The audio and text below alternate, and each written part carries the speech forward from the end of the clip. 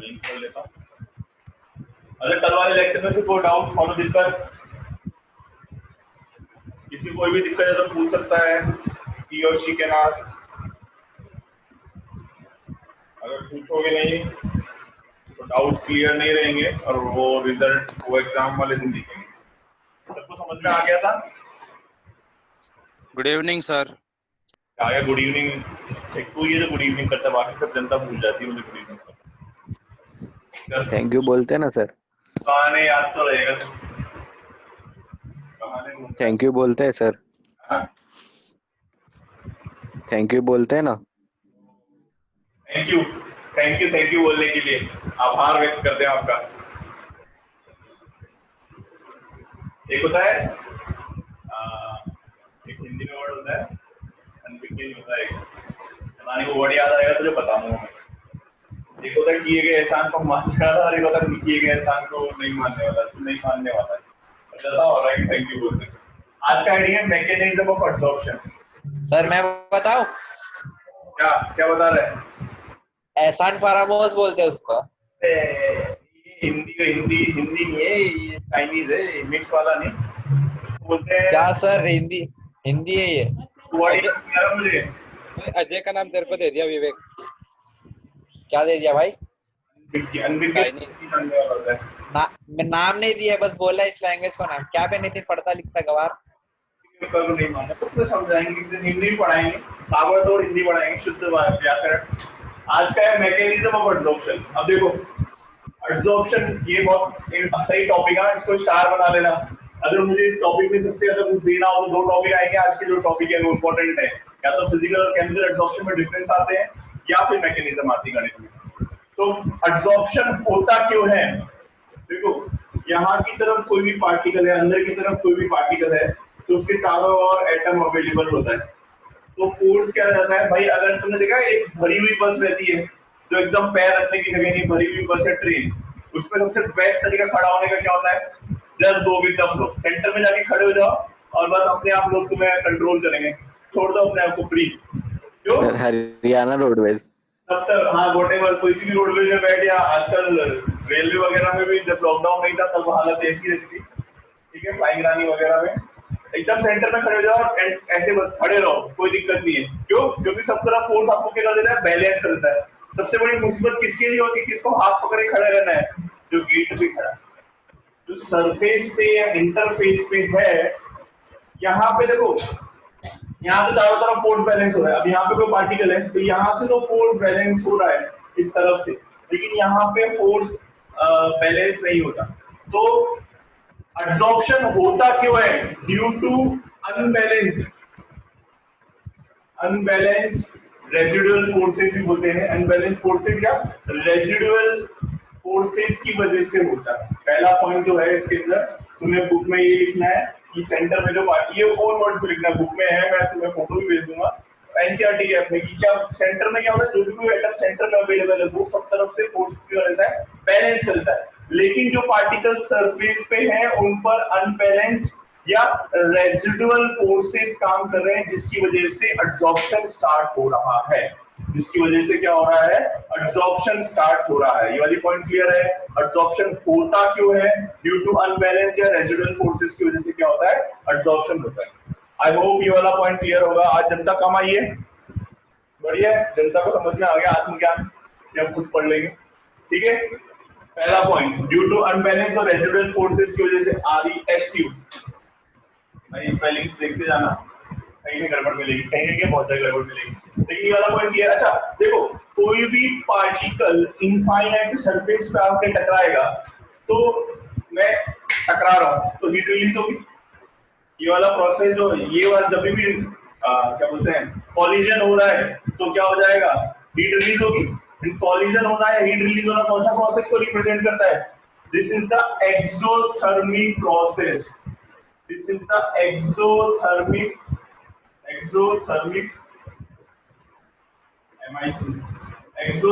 Process. अभी मैं book का आपकी रीड कर दूंगा एक एक पॉइंट, लेकिन तुम्हें समझा रहा हूँ। This is the exothermic process और अनबैलेंस फोर्सेस की वजह से होता है।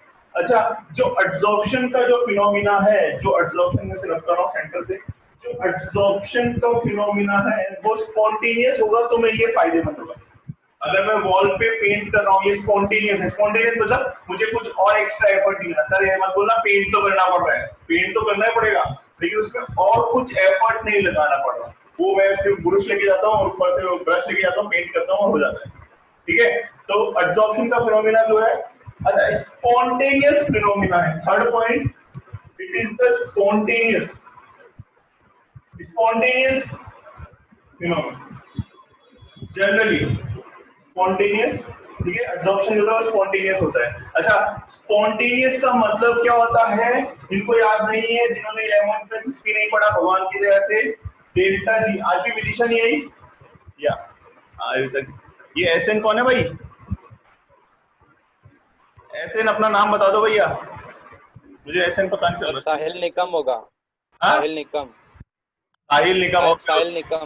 Okay okay okay okay, I got it. Sahil Nikam, Khushi Male, Mitali, Nitin. वो का है अपना आशीष, ये कुटेगा मेरे हाथ से। आज नहीं आया है। कुटेगा इंडिया तो पढ़ेगा इंडिया वाला बस। ठीक है, सर याद है ना आपको, थप्पड़ मारते वक्त अपना लैपटॉप मत ना तोड़ देना। बेटा अभी लोग ये लॉकडाउन खुला ना, पूरे 6 महीने का एक ही बार में बस दूंगा, चमड़ी और चमड़ी दोनों अलग कर दूंगा। डेल्टा जी इधर देखिए, विज्ञान बटेर मत बांट। डेल्टा जी सर ऑनलाइन ही पढ़ेंगे। Delta G is equal to delta H minus C delta H. अच्छा, स्पॉन्टेनियस की कंडीशन क्या होती थी? हमेशा डेल्टा जी जो रहता है वो नेगेटिव रहता है। डेल्टा जी जो रहता है हमेशा नेगेटिव रहता है। और डेल्टा एच क्या होता है? Delta H is enthalpy.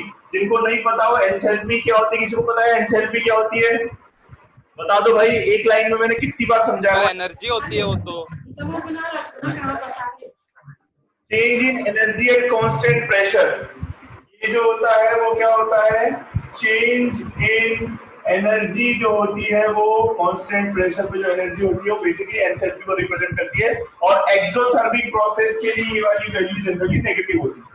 तो नेगेटिव और नेगेटिव। अच्छा, टी टेम्परेचर होता है। डेल्टा एस क्या होता है? एंट्रोपी होती है, एंट्रोपी या रैंडमनेस। अच्छा, गैसेस में एंट्रोपी ज्यादा होती है, डिसऑर्डर। गैसेस में पार्टिकल डिस्टेंस पे होते हैं तो एंट्रोपी ज्यादा होती है। ठीक है, जितनी ज्यादा वैल्यू ऊपर बढ़ती जाएगी, ओवरऑल माइनस का साइन, तो वैल्यू क्या आ जाएगी? नेगेटिव आ जाएगी। ठीक है, तो ये वाली वैल्यू हमेशा नेगेटिव होती है। अच्छा, एक कंडीशन है इसके लिए, स्पॉन्टेनियस के लिए हमेशा डेल्टा एच जो रहता है वो greater than T delta S से रहना चाहिए। स्पॉन्टेनियस के लिए एंथैल्पी की कंडीशन है कि डेल्टा एच जो रहता है वो हमेशा टी डेल्टा एस से ज्यादा ग्रेटर रहना चाहिए। कैसे? देखो, इसको मैथमेटिकली सॉल्व कर देते हैं। डेल्टा जी हमेशा क्या होना चाहिए? नेगेटिव होना चाहिए। नेगेटिव का मतलब क्या हो जाएगा? ये वैल्यू हमेशा डेल्टा जी को अगर मैं लूं, डेल्टा जी हमेशा क्या हो जाएगा? Less than zero. Delta G जो हो जाएगा वो जीरो से हमेशा कम होगा, जीरो हमेशा बड़ा होगा डेल्टा जी। और डेल्टा जी की जगह को मैंने क्या लिख दिया भाई? नेगेटिव होना चाहिए, delta G is less than zero.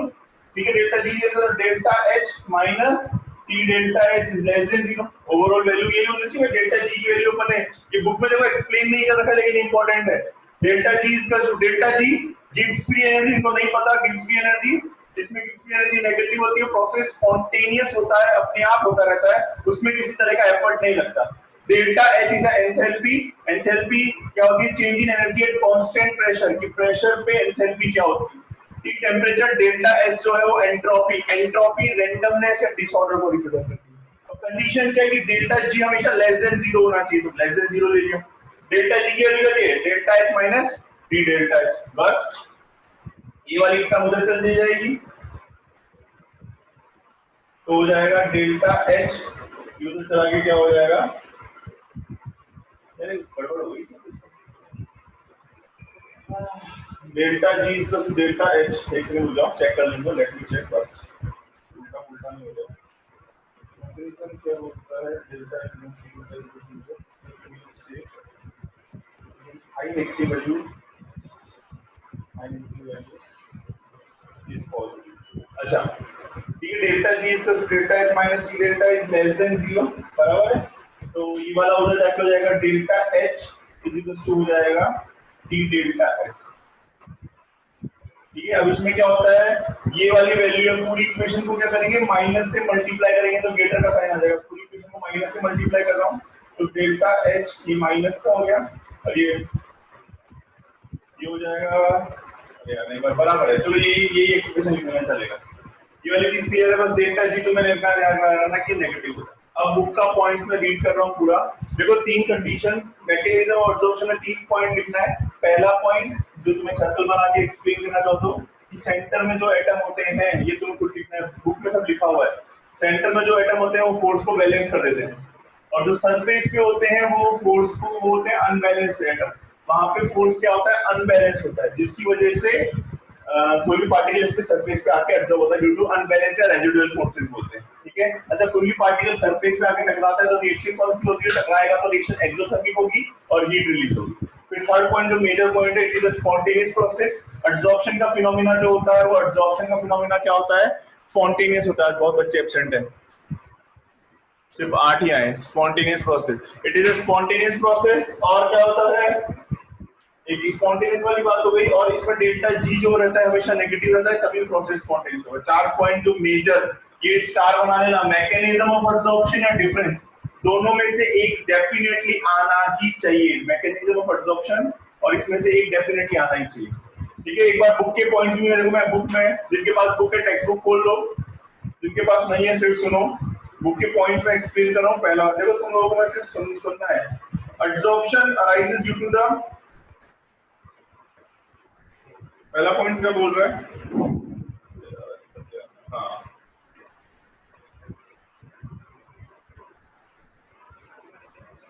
हाँ पहला पॉइंट क्या बोल रहा है, absorption arises due to the fact that surface particle absorbent are non is not in the same environment particle inside the bulk is holding inside the absorbent the all forces acting between the particle is mutually balanced, कि अंदर की तरफ particle जो रहते हैं mutually balance रहते हैं, but on the surface, यहां से लिखना है, but on the surface the particles are not surrounded by atom और molecules, this kind of sides hence the possesses of unbalanced और रेजिडुअल फोर्सेस। इसकी वजह से क्या होता है, अनबैलेंस और रेजिडुअल फोर्स काम करता है। ठीक है, ये वाली चीज तुम लोगों को पहला पॉइंट तुम लोगों को ये पहले मेंशन करना है। ठीक है, अच्छा एक नेक्स्ट पॉइंट है, the extent of absorption increase the surface area increases, कि जैसे जैसे सरफेस एरिया, छोटा सरफेस एरिया, बड़ा सरफेस एरिया, जैसे जैसे सरफेस एरिया बढ़ेगा, ये पॉइंट मेंशन कर सकते हो, जैसे जैसे सरफेस एरिया बढ़ेगा एब्जॉर्प्शन बढ़ता जाएगा। नेक्स्ट पॉइंट, ठीक है, द गिवन टेंपरेचर, कंडीशन क्या है, टेंपरेचर प्रेशर क्या रहना चाहिए, फिक्स रहना चाहिए। नेक्स्ट है another important feature, absorption of heat of absorption during the absorption always decrease in residual forces. देखो जैसे जैसे पार्टिकल इस पे आगे जाता गया, यहाँ पे जो अट्रैक्शन फोर्स था भाई, यहाँ पे बैलेंस, देखो ध्यान से देखना, जो यहाँ पे पार्टिकल था वो यहाँ पे बैलेंस हो रहा था। अब जैसे यहाँ पे दूसरा पार्टिकल आने लगे, सरफेस पे एब्जॉर्प्शन हुआ, फोर्स क्या हो गया, बैलेंस हो गया। धीरे धीरे जैसे जैसे बैलेंस हो जाएगा, एब्जॉर्प्शन का रेट क्या होता जाएगा, कम होता जाएगा। सर ये वाला वापस पॉइंट, ये नहीं समझ में आया। पॉइंट क्या बोल रहा है, देखो मैं दोबारा बुक से पढ़ रहा हूँ। द फोर्सेस ऑफ एब्जॉर्बेंट, ये हो गया। Another important factor, absorption is heat is, आ गया, हाँ, the extent of absorption increases with increase surface area, ये वाला हो गया। ड्यूरिंग द एब्जॉर्प्शन, हाँ देखो उसने क्या, सेकंड नेक्स्ट पैराग्राफ की सेकंड लाइन पढ़ रहा हूँ। During the absorption there is always decrease in residual forces, यहाँ पे जो फोर्स है वो क्या हो जाता है, बैलेंस हो जाता है। ठीक है, यहाँ पे तो ऑलरेडी फोर्स था, यहाँ पे पार्टिकल्स और आगे तो फोर्स क्या हो गया, बैलेंस हो गया। तो रेजिडुअल फोर्स जैसे जैसे पार्टिकल आते जाएंगे सरफेस पे, फोर्स कब जाएगा, बैलेंस हो जाएगा। ठीक है, तो एब्जॉर्प्शन का फिनोमेना क्या हो जाएगा कम। अरे भाई वॉल पे पहली बार में सबसे अच्छा पेंट होता है, दूसरी बार में थोड़ा एब्जॉर्प्शन पेंट कम, सबसे ज्यादा पेंट जो लगता है वो अपन बोलते हैं जनरली 2 हाथ 3 हाथ बोलते हैं, जो लेबर होती है वो ऐसे बोलती है 2 हाथ लगाएं 3 हाथ लगाएं। तो पहले हाथ में सबसे ज्यादा पेंट रहता है क्योंकि उस टाइम एब्जॉर्प्शन सबसे ज्यादा होता है, क्योंकि सरफेस रहता है, एक बार भी एब्जॉर्प्शन नहीं होता। दूसरे हाथ में पेंट कम क्यों लगता है, क्योंकि ऑलरेडी रेजिडुअल फोर्स क्या होता है, बैलेंस रहता है। तो एब्जॉर्प्शन की जो रेट है वो क्या होता है, ऑटोमेटिकली कम हो जाती है। ये वाली चीज क्लियर है। ड्यूरिंग द एब्जॉर्प्शन ये हो गया residual forces, there is a decrease in surface area which appears the heat, the absorption is an invariable exothermic process। Absorption का जो फिनोमेना है वो हमेशा एक्सोथर्मिक होता है। व्हाट इज एक्सोथर्मिक, एक्सोथर्मिक क्यों हुआ, क्योंकि पार्टिकल यहाँ पे आके टकराया सरफेस पे, जैसे कोलाइड हुआ हीट रिलीज होगी, ये प्रोसेस क्या होगा, एक्सोथर्मिक होगा। नेक्स्ट पॉइंट, फिर एक्सोथर्मिक वाली हो गया। एक्सोथर्मिक का मतलब क्या होता है, जब भी एक्सोथर्मिक की बात करते हैं फोर्थ पॉइंट मेंशन कर रहा हूँ, एक्सोथर्मिक प्रोसेस। एक्सोथर्मिक प्रोसेस, जब भी एक्सोथर्मिक की बात करते हैं, डेल्टा एच जो रहता है वो नेगेटिव रहता है, तभी डेल्टा एच प्रोसेस होता है, एक्सोथर्मिक नेगेटिव होता है। ठीक है, द अमाउंट ऑफ, फिर आगे क्या बोला, when the gas is absorb the freedom of movement of molecule becomes restricted, the amount of decrease in the entropy of the gas after absorption. Delta H धीरे धीरे क्या हो जाएगा, पहले डेल्टा एच ज्यादा होता है यानी कि वैल्यू पॉजिटिव है, अब पार्टिकल सरफेस पे आके कलेक्ट हो जा रहा है तो डेल्टा एच की वैल्यू क्या हो जाएगी, कम हो जाएगी। ठीक है, इसको तुम ओन वर्ड्स में लिख देना कि इसमें कंडीशन क्या है कि डेल्टा जी नेगेटिव रहना चाहिए, जैसे जैसे एब्जॉर्प्शन होता जाएगा वैल्यू नेगेटिव से क्या होती जाएगी, पॉजिटिव की ओर मूव करती जाएगी। जैसे जैसे एब्जॉर्प्शन होता जाएगा ये वैल्यू क्या हो जाएगी, पॉजिटिव से नेगेटिव से पॉजिटिव की ओर मूव करेगी। और इक्विलिब्रियम, इक्विलिब्रियम मतलब जितना ऐड हो रहा है उतना ही रिलीज हो रहा है। इक्विलिब्रियम पे क्या हो जाएगा, डेल्टा जी, कंडीशन होती है इक्विलिब्रियम पे डेल्टा जी जो रहता है वो ऑटोमेटिकली जीरो हो जाता है। ये सारे पॉइंट्स, पहला पॉइंट रेजिडुअल अनबैलेंस फोर्सेस की वजह से होता है, दूसरा पॉइंट एक्सोथर्मिक प्रोसेस होता है, इसमें डेल्टा एच जो रहता है वो नेगेटिव होता है। फिर तीसरा पॉइंट यहाँ पे लिख देता हूँ, नेक्स्ट पॉइंट यहाँ पे वो लिख देना, एक पॉइंट और मेंशन कर देना, तीसरा यहाँ पे तीसरा स्टार बना रहा हूँ, सरफेस एरिया पर डिपेंड करता है, सरफेस एरिया पर डिपेंड करता है, अच्छे से लिखना, सरफेस एरिया पर डिपेंड करता है। फिर it is a spontaneous process और डेल्टा जी वाला सेक्शन, 5 पॉइंट इस पे तुम लोगों को मेंशन करना है अच्छे से। बुक में से देख, मैं अभी ग्रुप पे वो मैंने क्या बोलते हैं पीडीएफ भेजा था ना, उसमें 4 पॉइंट तो ऑलरेडी गिवन है, तुम्हें एक पॉइंट अपने मन से एक्स्ट्रा लिखना है तो मैंने तुम्हें समझा दिया। पीडीएफ में मैंने सारे पॉइंट्स मेंशन किए तो उसमें से भी लिख सकते हैं, उसमें कुछ पॉइंट्स कम है इसलिए वो पीडीएफ को स्टैंडर्ड कंसीडर नहीं कर रहा हूँ। ठीक है ना, ये वाली चीज क्लियर है, इसे रब कर रहा हूँ मैं, एक बार नोट कर लो, स्क्रीनशॉट ले लो, जो भी करना चाहो कर लो। चलो आगे, नेक्स्ट आता है फिजिकल एब्जॉर्प्शन और केमिकल एब्जॉर्प्शन।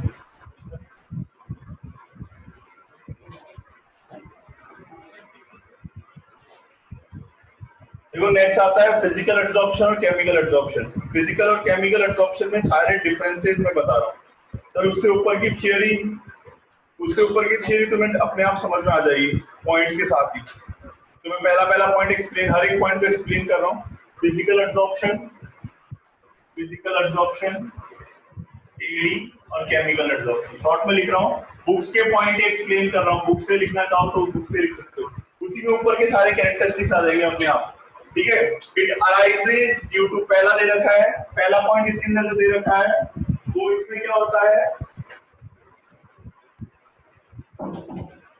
इसमें क्या होता है, वॉन्डरवॉल फोर्स होता है, वॉन्डरवॉल फोर्स होता है।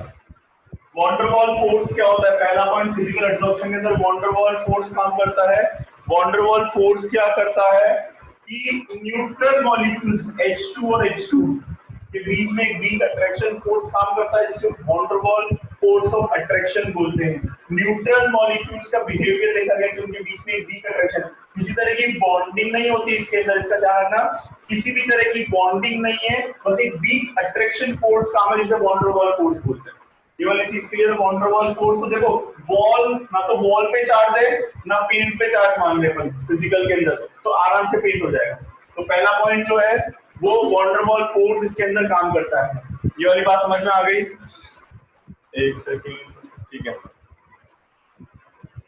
नेक्स्ट है, it is caused by the chemical bonding. अच्छा, केमिकली रिएक्ट करना, भाई मैं बोल रहा हूँ सिलिका जेल ने कुछ भी किया या केमिकल रिएक्शन होगी, केमिकल रिएक्शन में क्या होता है, इसमें नॉर्मल अट्रैक्शन हुआ, इसमें क्या हुआ, सपोज यहाँ पे N2 था, यहाँ पे 3H2 आया, आपस में बॉन्डिंग हो गई, ठीक है, NH3 बन गया, एक नया प्रोडक्ट बन गया। तो केमिकल बॉन्ड का फॉर्मेशन होता है इसके अंदर, इसके अंदर केमिकल बॉन्ड का फॉर्मेशन नहीं होता और इसमें केमिकल बॉन्ड फॉर्म। तो सेकंड पॉइंट तो तुम्हारा, फर्स्ट पॉइंट का सेकंड पार्ट क्या हो गया, chemical bond is form, chemical bond is form, इसके सारे कैरेक्टरिस्टिक इसी में आ जाएंगे, केमिकल बॉन्ड इज फॉर्म। ठीक है, नेक्स्ट पॉइंट क्या है, it is not specific in nature. Second point है नॉट स्पेसिफिक। अच्छा, स्पेसिफिक बोले तो कैसे समझ में आया, स्पेसिफिक इन नेचर। देखो मैं पेंट ऐसा है, वॉल पे पेंट स्पेसिफिक नहीं है, दीवार पे कर सकता हूँ, जमीन पे कर सकता हूँ, अलमारी पे कर सकता हूँ, बोर्ड पे कर सकता हूँ, तो कोई स्पेसिफिक नहीं कि साहब फलाने पे फलाना होगा, ऐसा कुछ नहीं है, कहीं पे भी हो सकता है। तो not specific in nature. Chemical में क्या हो जाता है, ये स्पेसिफिक कैसे है, स्पेसिफिक इन नेचर कैसे कंसीडर होगा, देखो बेटा स्पेसिफिक इन नेचर कैसे कंसीडर होगा। अगर मैं बात करूं स्पेसिफिक, भाई मैं बोल रहा हूं मैं N2 ले रहा हूं, सपोज कोई भी कुछ भी Hg ले रहा हूं, ठीक है, ऑक्सीजन ही के साथ ही बॉन्ड बनाता है क्योंकि वैलेंसी जरूरी है। बैलेंस नहीं हुआ केमिकल बॉन्ड बनेगा, केमिकल बॉन्ड के लिए वैलेंसी जरूरी है, इसमें कोई वैलेंसी का लॉजिक नहीं है। तो Hg सिर्फ ऑक्सीजन के साथ बॉन्ड बनाएगा, HGO बनाएगा, तो +2 और -2 होना चाहिए। नहीं सर Hg के साथ N जोड़ दूं, नहीं Hg के साथ N ही जोड़ दूं, नहीं, तो उनका बैलेंसिंग बराबर होना चाहिए। और केमिकल बॉन्ड तभी फॉर्म होता है, स्पेसिफिक होता है कि इसके साथ यही रिएक्ट करेगा बैलेंसिंग के बेसिस पे, अगर बैलेंसिंग नहीं है तो वो रिएक्ट नहीं करेगा। समझ में आ गया स्पेसिफिक इन नेचर का सेकंड पॉइंट। फिर इसे रब कर रहा हूं। नेक्स्ट थर्ड पॉइंट जो है, it is a reversible in nature. Reversible देखो कैसे हुआ, मैंने वॉल पे पेंट किया और वो आता है ना, क्या बोलते हैं उसे, कौन सा पेपर आता है, क्या बोलते थे उसे, डस्ट पेपर, कौन सा पेपर आता था यार, नाम भूल गया मैं, वो जिससे पेंट उतारते हैं ना, रेजमार बोलते हैं हिंदी में, इंग्लिश में उसे डस्ट पेपर ऐसा कुछ तो बोलते थे, मैं नाम भूल गया। तो रिवर्सिबल मतलब मैं पेंट हटा सकता हूँ, लगा सकता हूँ, हटा सकता हूँ, लगा सकता हूँ, कितनी बार को कर सकता हूँ। फिर प्रोसेस क्या है, रिवर्सिबल। दूसरी तरफ अगर बात करें, दूसरी तरफ it is a non reversible, sorry it is a irreversible. इसका जो थर्ड पॉइंट है वो इरिवर्सिबल है। सर हाँ ब्राउन पेपर बोलते हैं उसको। ब्राउन पेपर, हाँ नहीं नहीं ब्राउन पेपर नहीं बोलते हैं। अरे सर मजाक नहीं कर रहा हूँ। नाम याद नहीं आया उसका। ब्राउन पेपर तो जिसमें मैंने पढ़ाया हुआ है पेपर, हिंदी में उसे रेजमार्क बोलते हैं, इंग्लिश में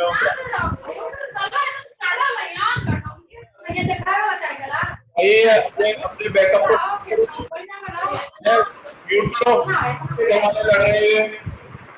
के बीच में। सर हिंदी में क्या बोलते? रेजमार्क, तो इंग्लिश में सैंड पेपर बोलते होंगे। सैंड पेपर, डस्ट पेपर नहीं सैंड पेपर बोलते, बराबर है, सैंड पेपर बोलते हैं, याद आ गया मुझे, मतलब कहीं पे याद दिलाने के लिए।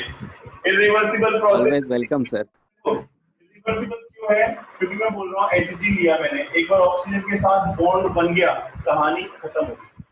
भाई यहाँ पे जगह थी, बॉन्ड बन गया, कहानी खत्म हो गई। अब ये थोड़ी इसको बॉन्ड को तोड़ देने सर, ऐसा कुछ नहीं होगा, नॉर्मल कंडीशन में ऐसा नहीं होगा, केमिकली बॉन्ड फॉर्म हो गया, स्टेबिलिटी आ गई, तो ये प्रोसेस क्या हो जाता है, इरिवर्सिबल, सैंड पेपर बोलते हैं, बराबर है। ठीक है, ये वाला पॉइंट क्लियर है, irreversible, reversible. It depends on the nature of gases, mostly easily liquefied gases are absorbed. It also depends on nature of the gases, we can react with the adsorbent, show the chemical adsorption। अच्छा, depend करता है, अभी मैं बोल रहा हूँ depends nature, दोनों depend कैसे करते हैं, देखो एग्जांपल देखो, मैंने एग्जांपल लिया सिलिका जेल।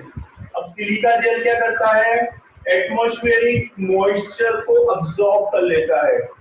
सिलिका जेल क्या करता है, सिलिका जेल जो है वो एटमॉस्फेरिक मॉइस्चर को अब्सॉर्ब कर लेता है। डिपेंड करता है कि कौन सा, ये थोड़ी H2 के अलावा सारी ऑक्सीजन भी अब्सॉर्ब कर रहा है, सारी गैस अब्सॉर्ब कर रहा है, ऐसा नहीं है। ये सिर्फ सपोज मैं मान रहा हूँ मॉइस्चर को अब्सॉर्ब कर रहा है, तो सिर्फ वो मॉइस्चर को अब्सॉर्ब करेगा, यानी कि अब्सॉर्बेंट पे भी डिपेंड करेगा और अब्सॉर्बेट पे भी डिपेंड करेगा कि पानी को पानी होगा तो ही अब्सॉर्ब होगा और कुछ होगा तो नहीं अब्सॉर्ब होगा। सेम एज इट इज इसमें होगा, नेचर दोनों का सेम होना चाहिए। अभी सर एक तरीका फिजिकल एब्जॉर्प्शन, एक बच्चा बोलता है सर मैं ज्यादा क्रिएटिव, मैंने डाला बोर्ड पे पहले डाला ऑयल और फिर मैं कर रहा हूँ पेंट, तो दोनों का नेचर क्या हो गया, अपोजिट। तो दोनों इस केस में नेचर पर डिपेंड करते हैं। फोर्थ पॉइंट दोनों का नेचर वाला है, ये मेंशन है ऑलरेडी। फिर फिफ्थ पॉइंट है एंथैल्पी ऑफ एब्जॉर्प्शन। इसमें देखो एंथैल्पी एनर्जी कम होती है, याद रखना पड़ेगा, ये याद करने का ये ऑब्जर्वेशन की, इसकी एनर्जी जनरली हीट कम रिलीज होती है और केमिकल रिएक्शन है तो एनर्जी क्या हो जाएगी, ज्यादा हो जाएगी। ये वाली चीज क्लियर है, एंथैल्पी कम होती है, एंथैल्पी ज्यादा, रेंज तुम्हें याद करनी पड़ेगी, ये इजी है। फिर देखो लो टेम्परेचर, अच्छा फिजिकल के अंदर क्या होता है, देखो इसे रब कर रहा हूं मैं, नेक्स्ट पॉइंट जो है वो है अपना लो टेम्परेचर। लो टेम्परेचर जो रहता है वो फेवरेबल रहता है। कैसे? देखो मैंने तुम्हें कल बताया था ये वाली चीज, अगर मैं दीवार दे रहा हूँ और राजस्थान में गर्मी ज्यादा पड़ती है तो टेम्परेचर बढ़ाने पर एब्जॉर्प्शन क्या हो जाती है? लो टेम्परेचर, हाँ temperature low temperature is favourable. देखो फिजिकल में क्या होता है, ये वॉल है मैंने पेंट कर दिया था, टेम्परेचर बढ़ाएंगे तो पेंट क्या होगा, जल्दी उठ जाएगा। क्यों? क्योंकि उसकी स्पीड कम हो जाएगी एब्जॉर्प्शन की, ठीक है। तो लो टेम्परेचर, इसकी कंडीशन क्या, टेम्परेचर क्या होना चाहिए, कम होना चाहिए। क्यों? क्योंकि प्रोसेस क्या होता है, फिजिकली एब्जॉर्ब हो रहा है पानी में और गर्म के लिए फटाफट सरफेस होके पाएंगे। केमिकल एब्जॉर्प्शन में देखो टेम्परेचर बढ़ाने पे केमिकल रिएक्शन की स्पीड क्या हो जाती है, फास्ट हो जाती है। टेम्परेचर बढ़ाने पर केमिकल रिएक्शन क्या हो जाती है, टेम्परेचर बढ़ाने पर केमिकल रिएक्शन की स्पीड क्या हो जाती है, वो फास्ट हो जाती है। तो इसमें लो टेम्परेचर फेवरेबल है, इसमें हाई टेम्परेचर फेवरेबल है। टेम्परेचर बढ़ाने पे कम, टेम्परेचर बढ़ाने पर रिएक्शन की स्पीड क्या होती है, फास्ट होती है। तो वो इस तरीके से चलता है। नेक्स्ट है no appreciable activation energy. Activation energy, the minimum energy to required to complete reaction. क्या फिजिकल में कोई एनर्जी की जरूरत नहीं है, जितना पेंट किया सारा का सारा चिपक गया क्योंकि प्रोसेस स्पॉन्टेनियस। और इसमें क्या होता है, हाई एक्टिवेशन एनर्जी, क्योंकि केमिकली क्या होगा, ए और बी अगर मैं रिएक्ट करता हूं तो पहले इंटरमीडिएट बनेगा, और जिन इंटरमीडिएट के पास, जिन केमिकल काइनेटिक्स की बात आ गई है यहाँ पे, जिनके पास इंटरमीडिएट बनाने की एनर्जी होगी वही प्रोडक्ट फॉर्म करता है। ये वाला पॉइंट क्लियर है एक्टिवेशन एनर्जी वाला, कि इसमें एक्टिवेशन एनर्जी क्या हो जाती है, हाई जाती है। इसमें एक्टिवेशन एनर्जी का बहुत बड़ा रोल नहीं होता क्योंकि फिजिकली रिएक्ट कर। फिर ये हो गया the depends on the surface area, physical absorption, surface area come, surface area ज्यादा, एब्जॉर्प्शन कम, एब्जॉर्प्शन कम, ठीक है। इसमें भी सरफेस एरिया देखो, इसमें सरफेस एरिया कैसे वैल्यू करेगा ध्यान से देखना। इसमें भी सरफेस एरिया केमिकली रिएक्ट करने के लिए सरफेस एरिया कम प्रोवाइडेड है, तो कम ही एब्जॉर्प्शन होगा। और बड़ा सरफेस एरिया होगा तो ज्यादा एब्जॉर्प्शन होगा, ज्यादा केमिकल स्पेस भाई अवेलेबल रहेगा, बॉन्डिंग बनाने के ज्यादा जगह अवेलेबल है, इसमें कम जगह अवेलेबल है तो ज्यादा जगह, दोनों के लिए सरफेस एरिया रिक्वायरमेंट है। नेक्स्ट है it can be result of multi molecular layer. देखो क्या होती है, मैंने क्या किया, एक बार पेंट कर दिया, मल्टी मॉलिक्यूलर लेयर, एक और बार पेंट कर दिया, एक और लेयर बन गई, एक और बार पेंट कर दिया, एक और लेयर। कितनी बार भी पेंट कर सकता हूँ, फिर वो ऑटोमेटिकली ज्यादा पेंट रहेगा तो निकल के गिरने लग जाएगा, लेकिन मैं मल्टी मॉलिक्यूलर लेयर फॉर्म कर सकता हूँ एक से ज्यादा बार। इसमें देखो सपोज Na था, Cl आया, NaCl बन गया, न्यूट्रल हो गया, NaCl न्यूट्रल हो गया। अब और Cl आएगा तो जगह ही अवेलेबल नहीं है Cl के लिए रिएक्ट करने के लिए, Na है ही नहीं, तो मैक्रो सिंगल लेयर दे रखा है, मैक्रो दे रखा है, वर्ड कौन सा दे रखा है, यूनिमॉलिक्यूलर लेयर की एक ही बार लेयर बनी और कहानी खत्म। इसमें एक से ज्यादा बार फिजिकल में एक से ज्यादा बार एब्जॉर्प्शन होता है, इसमें एक से कम बार एब्जॉर्प्शन होगा। ये वाली चीज क्लियर है अच्छे से?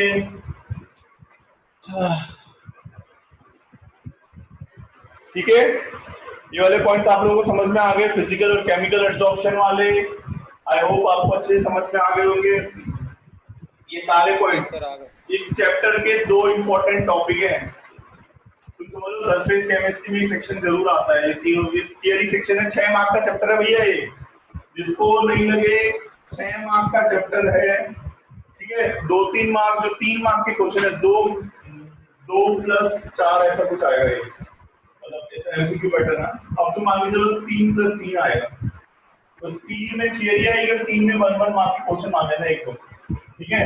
तो 3 के लिए तुम्हें ये इंपॉर्टेंट टॉपिक है, mechanism of absorption is a very important topic, और दूसरा टॉपिक है तुम्हारा फिजिकल और केमिकल एब्जॉर्प्शन में डिफरेंस।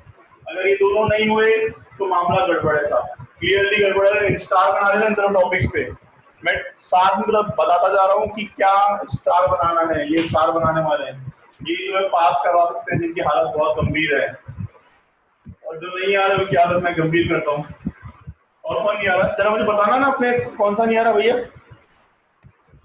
एक तो आशीष नहीं आया, और एक कौन नहीं है, विदिशा नहीं आई, और कौन नहीं आया? बाकी सब आ रहे, मुझे बताते रहना, जो नहीं है उसकी क्लास तो मैं लगाऊंगा, ठीक है। इस तरीके से ये वाला प्रोसेस होता है। आई होप समझ में आ गया होगा तुम्हें, कोई भी डाउट हो तो पूछ सकते हो। आज का लेक्चर यही खत्म करते हैं। पढ़ो बढ़िया, आगे बढ़ो। अच्छे से पढ़ो, मस्त होके पढ़ो। और भाई रूटीन थोड़ा देखो, मैं बोल रहा हूँ लॉकडाउन जैसे भी खुलता है, भले दिसंबर में खुले, अक्टूबर, तुम्हारा बोर्ड एग्जाम तो होगा, 12th वालों का कैंसिल हो गया, वो इस साल वालों का जो भी हुआ है सीबीएसई ने किया है, लेकिन तुम्हारा तो हर हालत में होगा। तो तुम्हें मानना है कोरोना बचा लेगा, कई बच्चों में रूमर उड़ रहा है कोरोना बचा लेगा, तो कोरोना किसी को नहीं बचाएगा, ये बात ध्यान रखना। तुम्हारा एग्जाम होगा और लॉकडाउन के बाद सारा सिलेबस बहुत बुरी तरह भगाने वाले हैं स्कूल वाले और हम लोग, बहुत ही बुरी तरह भगाएंगे, एक एक दिन में चैप्टर खत्म कर देंगे, भले तुम्हें आए नहीं आए, क्योंकि उनको अपना सिलेबस पूरा कराना रहता है। तो तुम्हारे लिए सबसे अच्छा ऑप्शन है इस लॉकडाउन में अच्छे से पढ़ लो। जिसको जो भी डाउट हो ऑनेस्टी से मुझसे पूछ सकता है, कोई प्रॉब्लम नहीं है, लेकिन भगवान की दया है उस पर कोई पूछता ही नहीं है, ठीक है ना। तो आज का लेक्चर यही एंड करते हैं। प्लीज लॉकडाउन में एक शेड्यूल बना लो कि सर हमें पढ़ना है, और नहीं पढ़ना तो फिर बाद में पूछना सर पास कैसे होंगे, तो पूछते रहना। चलो आज का लेक्चर यही एंड करते हैं। Thank you, goodbye, good night, sweet dreams, enjoy करो, थैंक यू सर। पढ़ो भी।